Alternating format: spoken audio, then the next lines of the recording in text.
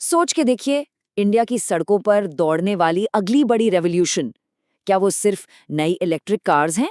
नहीं, असली कहानी तो उन गाड़ियों के अंदर छिपी है, उनकी बैटरी में।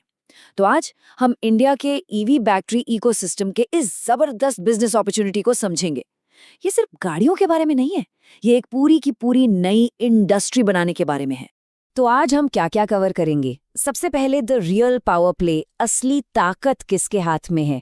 फिर इंडिया की एक बड़ी स्ट्रेटेजिक वल्नरेबिलिटी। उसके बाद द 5 पिलर्स ऑफ पावर, इस गेम को जीतने के 5 स्तंभ। हम गवर्नमेंट के बिग पुश को भी देखेंगे और सबसे इंपॉर्टेंट, एक एंटरप्रेन्योर का रोड मैप। फाइनली हम समझेंगे कि ये इंडिया का बैटरी मूवमेंट क्यों है। चलिए शुरू करते हैं। तो चलिए शुरू करते हैं पहले सेक्शन से, द रियल पावर प्ले। और ये सिर्फ इलेक्ट्रिक व्हीकल्स तक सीमित नहीं है। देखिए, हम सबको सड़कों पर चमचमाती हुई ईवीज दिखती हैं, है ना? ये तो बस एक विजिबल रेवोल्यूशन है। असली क्रांति, वो साइलेंट पावर इनके अंदर है, इन बैटरीज में। तो फ्यूचर ऑफ मोबिलिटी का स्टीयरिंग व्हील कार के अंदर नहीं, बल्कि उस कार की बैटरी के कंट्रोल में है। तो फिर सबसे बड़ा सवाल ये उठता है, आने वाले कल की मोबिलिटी और एनर्जी को आखिर कंट्रोल कौन करेगा? और इसका जवाब इन 4 लीवर्स में छिपा है। पहला, बैटरी केमिस्ट्री, यानी बैटरी बनाने की टेक्नोलॉजी। दूसरा, मैन्युफैक्चरिंग स्केल, आप कितने बड़े पैमाने पर प्रोडक्शन कर सकते हैं। तीसरा, रिसाइकलिंग और मटेरियल रिकवरी, पुरानी बैटरीज से कीमती मेटल्स निकालना। और चौथा, चार्जिंग और एनर्जी इंटीग्रेशन। जिसके पास इन चारों लीवर्स का कंट्रोल होगा, वही इस गेम का असली बादशाह होगा। इसी कंट्रोल की बात करें तो आते हैं हमारे दूसरे सेक्शन पर, इंडिया की स्ट्रेटेजिक वल्नरेबिलिटी, यानी हमारी इंपोर्ट पर निर्भरता। ये आंकड़ा देखिए, ये काफी शॉकिंग है। इंडिया में इस्तेमाल होने वाले 70 से 80% लिथियम आयन सेल्स इंपोर्ट किए जाते हैं। इसका मतलब क्या हुआ? हम सिर्फ बैटरी पैक को असेंबल कर रहे हैं, उसका दिल यानी सेल हम बना ही नहीं रहे। सोच के देखिए, ये हमारी एनर्जी सिक्योरिटी के लिए कितना बड़ा रिस्क है। और ये कंपैरिजन तो पूरी कहानी साफ कर देता है। एक तरफ है चाइना, जो पूरी वैल्यू चेन डोमिनेट करता है, रॉ मटेरियल से लेकर सेल मैन्युफैक्चरिंग तक। और दूसरी तरफ है हम, जो ज्यादातर सिर्फ पैक असेंबली कर रहे हैं। यही गैप हमारी सबसे बड़ी कमजोरी है। लेकिन एक एंटरप्रेन्योर की नज़र से देखें तो यही सबसे बड़ा मौका भी। तो इस गैप को भरने के लिए, इस पूरे इकोसिस्टम को खड़ा करने के लिए 5 पिलर की जरूरत है। चलिए इन 5 पिलर्स ऑफ पावर को डीकंस्ट्रक्ट करते हैं। ये टेबल एक तरह से इस पूरी इंडस्ट्री का ब्लूप्रिंट है। 5 pillars, manufacturing, raw materials, charging, recycling और ग्रिड इंटीग्रेशन। चलिए इनमें से कुछ सबसे इंपॉर्टेंट पिलर्स को थोड़ा गहराई से देखते हैं। सबसे पहले पिलर नंबर 1, मैन्युफैक्चरिंग। ये इस इकोसिस्टम का दिल है। जानते हैं क्यों? क्योंकि एक ईवी की कॉस्ट का लगभग 40 से 50% हिस्सा सिर्फ उसकी बैटरी होती है। इसलिए स्ट्रेटेजिक शिफ्ट ये है कि हम पैक असेंबली से आगे बढ़कर सेल मैन्युफैक्चरिंग पर फोकस करें। लिथियम आयन तो है ही, लेकिन एक इमर्जिंग अपॉर्चुनिटी है सोडियम आयन। ये इंडिया के लिए गेम चेंजर हो सकता है। क्यों? क्योंकि इसका रॉ मटेरियल हमारे पास अवेलेबल है। अब आते हैं चार्जिंग और रिसाइकलिंग पर। स्मार्ट चार्जिंग में एआई का यूज करके बैटरी की लाइफ और हेल्थ को ऑप्टिमाइज किया जा सकता है। लेकिन रिसाइकलिंग, ये इंडिया का एक हिडन स्ट्रेटेजिक एडवांटेज हो सकता है।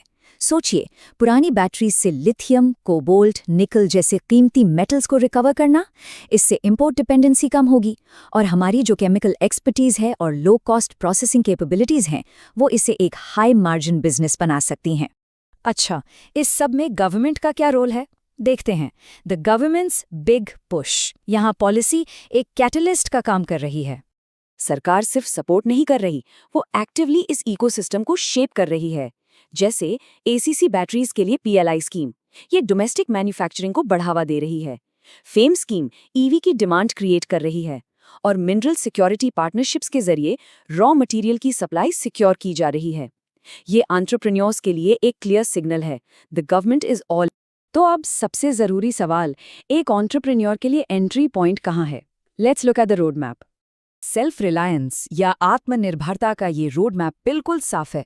स्टेप 1, केमिस्ट्री को डाइवर्सिफाई करें, एलएफपी और सोडियम आयन पर फोकस करें। 2, कैथोड और एनोड की मैन्युफैक्चरिंग को लोकलाइज करें। 3. स्केल पीक होने से पहले ही रीसाइक्लिंग कैपेसिटी बिल्ड करें। 4. टेक्नोलॉजी ट्रांसफर के लिए जेवीज यानी जॉइंट वेंचर्स बनाएं। और 5. बैटरी को ग्रिड स्टोरेज के साथ इंटीग्रेट करें। ओके, आते हैं सबसे एक्साइटिंग पार्ट पर। इस पूरी वैल्यू चेन में हाई पोटेंशियल स्टार्टअप एरियाज कौन से हैं?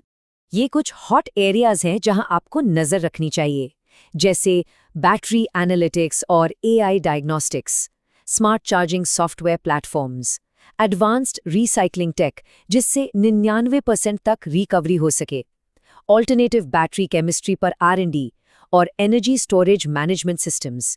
इन सभी फील्ड्स में जबरदस्त पोटेंशियल है। और इन्वेस्टर्स इस पर इतने बुलिश क्यों हैं? इसके 3 सिंपल कारण हैं। 1. यहाँ लॉन्ग टर्म स्ट्रक्चरल डिमांड है। 2. सॉलिड पॉलिसी बैकिंग है। और 3. इसमें हाई एंट्री बैरियर्स हैं जो एक ड्यूरेबल मोट बनाते हैं। मतलब एक बार आप एस्टैब्लिश हो गए तो कंपटीशन कम होगा। तो आखिर में ये कहना बिल्कुल सही होगा कि India's battery moment is now. ये देश की अगली स्ट्रेटेजिक इंडस्ट्री बनने जा रही है। तो आखिरी इक्वेशन क्या बनता है? देखिए, हमारे पास क्या है? Policy support, market scale, engineering talent और सस्टेनेबिलिटी की ज़रूरत। और हमें चाहिए क्या? स्पीड ऑफ एग्जीक्यूशन, R&D में गहराई, इकोसिस्टम थिंकिंग और स्ट्रेटेजिक पार्टनरशिप्स। अगर ये सब मिल जाएं तो ये अपॉर्चुनिटी हकीकत बन सकती है। और इस पूरी चर्चा का सार ये है, द EV बैटरी इकोसिस्टम। ये इंडिया की अगली सेमीकंडक्टर जैसी स्ट्रेटेजिक इंडस्ट्री बन सकती है। एक ऐसी इंडस्ट्री जो आने वाले कई दशकों तक हमारे देश की ग्रोथ को शेप करेगी। सवाल अब ये नहीं है कि ये रेवोल्यूशन आएगा या नहीं। सवाल ये है कि इस रेवोल्यूशन को लीड कौन करेगा और इसमें हर एक एंटरप्रेन्योर अपनी जगह कहाँ देखता है।